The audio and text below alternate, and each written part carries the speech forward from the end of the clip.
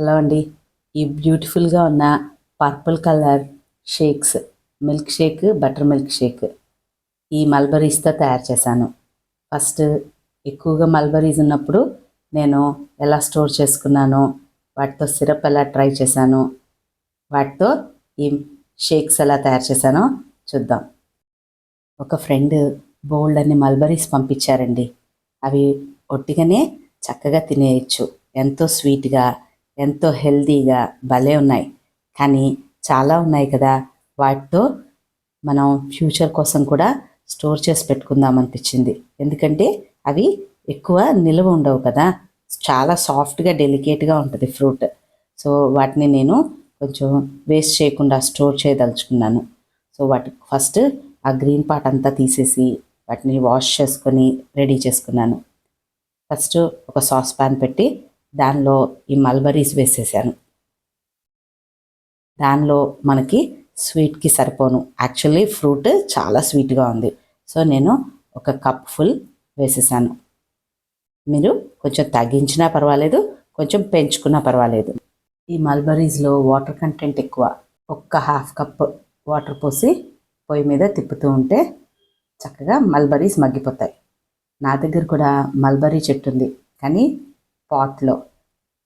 పిట్టలు తినగా ఈ పావురాళ్ళు తినేసేగా అప్పుడప్పుడు కొన్ని మాకు ఫ్రూట్స్ ఉంటాయి. కానీ ఫ్రెండ్ వాళ్ళ చెట్టు చాలా పెద్దది, మంచి ఈల్డ్ వచ్చింది. స్టవ్ మీద పెట్టి అలా తిప్పుతున్నట్టయితే కాసేపటికి షుగర్ కూడా మెల్ట్ అవుతుంది, బెర్రీస్ కూడా సాఫ్ట్ అవ్వటం మొదలెడతాయి. ఈ చిన్ని బెర్రీస్లో బోలెడన్ని హెల్త్ బెనిఫిట్స్ ఉన్నాయండి. హార్ట్ హెల్త్కి చాలా మంచిది. యాంటీ ఆక్సిడెంట్స్ ఎక్కువగా ఉన్నాయి. వైటమిన్ సి కూడా ఉంది, ఐరన్ కూడా ఉంది. సో రక్తహీనత తగ్గుతుంది. ఫైబర్ కూడా చాలా ఎక్కువ ఉంది. సో జీర్ణక్రియకి బాగుంటుంది. అలా ఈ చిన్ని బెర్రీస్లో బోల్డ్ అన్ని బెనిఫిట్స్ ఉన్నాయి. చూసారా ఎంత వాటర్ కంటెంట్ వచ్చిందో? పోసింది ఒక హాఫ్ కప్పే వాటర్ పోసాను నేను. ఇది మ్యాష్ చేస్తున్నట్టు చేస్తూ ఫ్రూట్ని మనం దాన్ని ఉడికించుకున్నట్టయితే దగ్గర పడుతుంది. సిరప్ కొంచెం థిక్ అయిన తర్వాత దానిలో ఒక పావు స్పూను సాల్ట్, ఇంకా ఫుల్ స్పూన్ నిమ్మరసం. ఇది షుగర్ని క్రిస్టలైజ్ అవ్వకుండా ఉంచుతుంది. సో కొంచెం నిమ్మరసం అది. ఇంకా స్టవ్ ఆఫ్ చేసి దీన్ని పూర్తిగా ఆరనిద్దాము. ఆరిన తర్వాత స్టోర్ చేసుకుని మనకి కావలసినట్టు ఉపయోగించుకోవచ్చు. మిల్క్ షేక్స్, లేదు బటర్ మిల్క్తో షేక్, ఇంకా ఐస్ క్రీమ్ ఏదైనా తెచ్చుకొని వెనిలా ఫ్లేవర్ దానిపైన ఇది కొంచెం వేసుకోవచ్చు.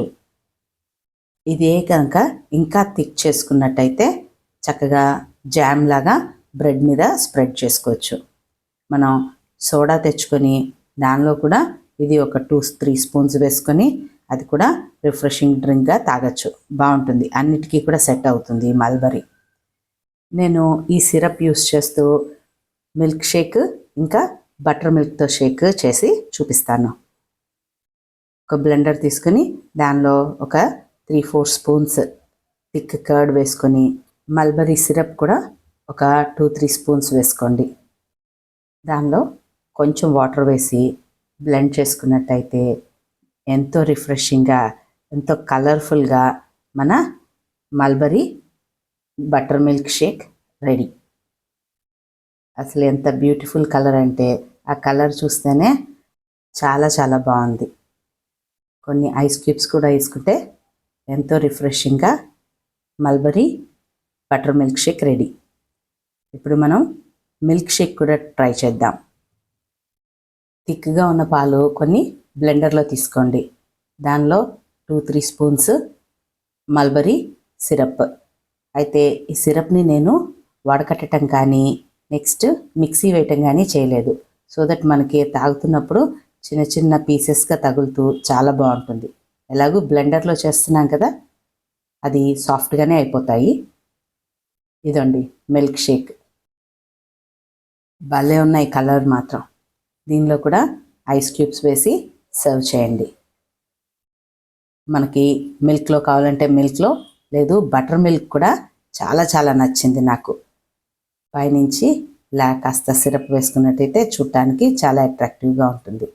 ఇలా బటర్ మిల్క్లోనూ చేసుకోవచ్చు.